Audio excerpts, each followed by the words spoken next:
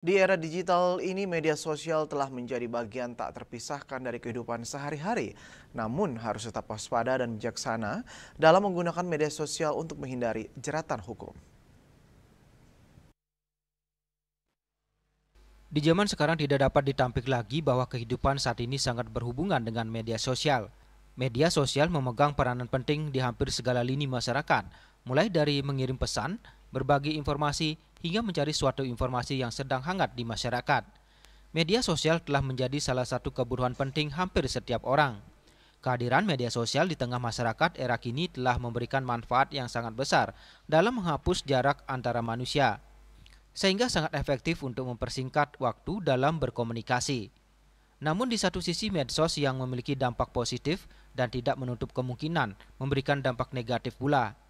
Seperti dialami oleh seorang warga bernama Anak Agung Agus Eka Putra, warga Kesiman Denpasar, yang juga merupakan penglingsir Jerobun Kesiman Denpasar. Akibat tulisan seseorang di media sosial yang diduga menyerang privasinya maupun kehormatan keluarga besarnya, Agung datang ke Polda Bali dalam pengaduan dugaan pencemaran nama baik. Alurnya itu ceritanya itu nggak seperti itu gitu loh. Artinya saya di sini mengklarifikasi kebenaran.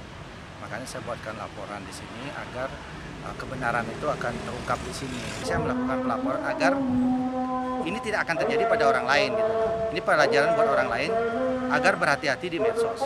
Sementara pada kasus pencemaran nama baik, selain merujuk pada KUHP, juga merujuk dalam pasal 27 A Junto pasal 45 ayat 4 Undang-Undang Nomor 1 Tahun 2024 yang mengatur setiap orang dengan sengaja menyerang kehormatan atau nama baik orang lain dengan cara menuduhkan suatu hal dengan maksud supaya hal tersebut diketahui umum dalam bentuk informasi elektronik dan atau dokumen elektronik, dipidana penjara paling lama 2 tahun dan atau denda paling banyak 400 juta rupiah.